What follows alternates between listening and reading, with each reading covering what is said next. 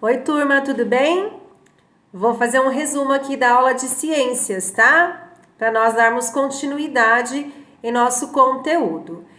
Eu coloquei um videozinho aí, a parte 2, eu tinha colocado antes a parte 1, que dava ênfase nos animais vertebrados, e agora eu coloquei a parte 2, que fala sobre os animais invertebrados. E é bem legal esse vídeo, porque ele mostra a diferença de um e outro, tá? Então assistam. O menino tem uma fala meio estranha, mas dá para super entender e é legal para vocês aprenderem com eles a diferença entre os animais vertebrados e invertebrados. Nós já vimos em nossos conteúdos que os animais vertebrados são aqueles que têm uma coluna vertebral interna. Então tem o crânio, né? E o esqueleto do corpo, tá?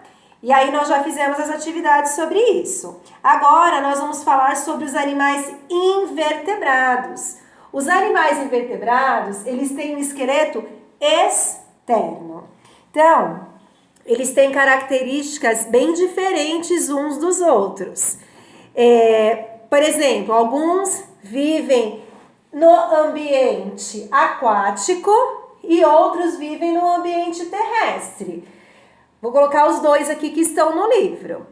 No ambiente aquático, por exemplo, tem as águas vivas, né? A água viva, ela para se defender, ela pode provocar queimaduras em quem encostar nela. Então a gente às vezes escuta alguém falando: "Tia, pisei numa água viva na praia e queimei o meu pé".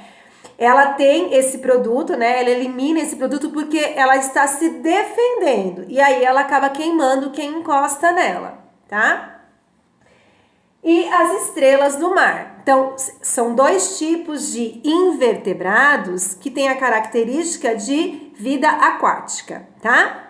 Agora, o livro de vocês mostra dois tipos de invertebrados que vivem na terra, que são terrestres, que é a minhoca e os caracóis. Então, o nosso livro aqui mostra, né, que o corpo da minhoca é todo mole e formado por anéis, né? E a minhoca, todo mundo sabe, ela rasteja, né?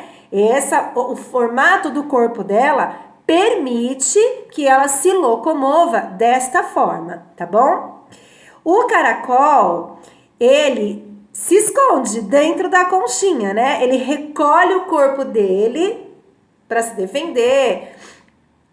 E aí, quando ele se sente ameaçado, ele se esconde lá dentro. É o sistema de proteção dele. Ele também é um animal terrestre, invertebrado, que vive na terra, tá? Então, são características diferentes. A formação do corpo é invertebrado. Alguns são aquáticos e outros são terrestres, tá? Alguns animais invertebrados, eles têm um esqueleto externo que é chamado de exoesqueleto, tá? Então, conforme eles vão crescendo, eles trocam esse exoesqueleto de tempo em tempo. Periodicamente, de tempo em tempo, acontece essa troca desse esqueleto que é por fora, tá?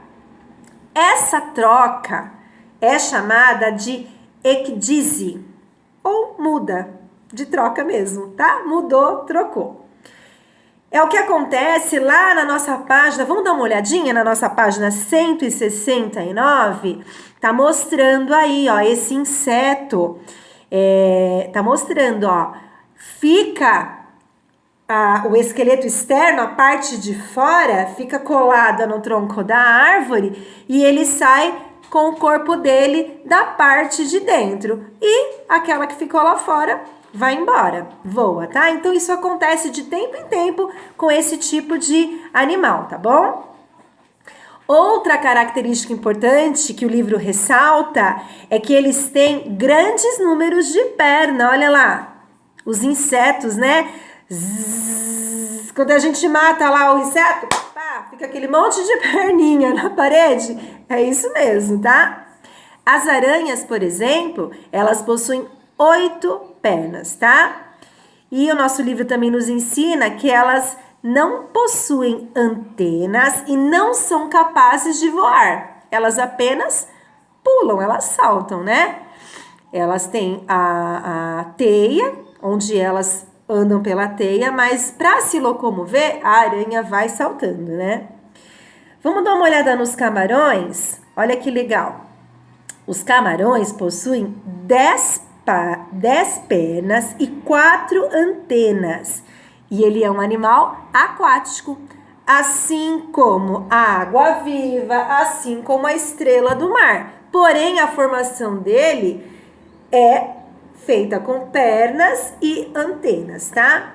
A centopeia possui muitas pernas e 2 antenas. Ela parece com uma minhoca, ó. Só que a diferença é que a gente vê as pernas da centopeia, né? A gente consegue observar as pernas dela, tá?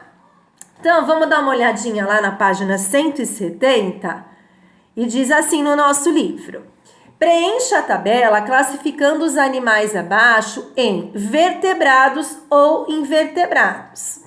No exercício 4, ele pede para você classificar o animal, se ele é um mamífero, se ele é uma ave, se ele é um réptil, se ele é um anfíbio. Então, para vocês realizarem essa atividade, corrigindo, você já deve ter realizado, né?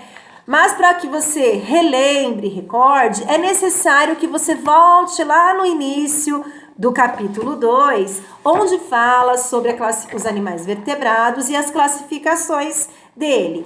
Os peixes, que são aqueles que vivem no mar, que tem o corpo coberto, né? A maioria deles coberto por escamas. Os anfíbios, que são aqueles que têm a pele fria, a pele nua, o sapo, a rã.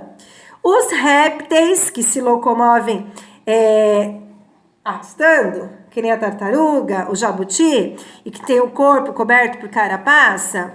São alguns exemplos, né, gente? Os lagartos, as serpentes, as cobras, né? As aves que voam e têm o corpo coberto por penas. E os mamíferos, que são aqueles que mamam, que se alimentam ao nascer de leite da mamãe, né? Assim como nós, que somos mamíferos, tá? Então, leiam novamente, vamos recordar, tá? A gente vai fazer algumas lições aí no Classroom para recordarmos. E eu vou passar uns textos depois pra gente copiar no caderno. Eu sei que alguma coisa já tem no caderno de vocês. E a gente vai relembrar agora, é uma revisão, porque ficamos aí um mês de férias, né? Mas voltamos com a corda toda, tá? Então, só recordando, os animais vertebrados e os invertebrados, que eu acho que nós acabamos entrando de férias e aí eu não falei tanto. Então, assistam o vídeo, que é do YouTube, mas que é legal, dá para aprender, é bem engraçadinho, e o vídeo da professora. Combinado? Beijo e obrigada!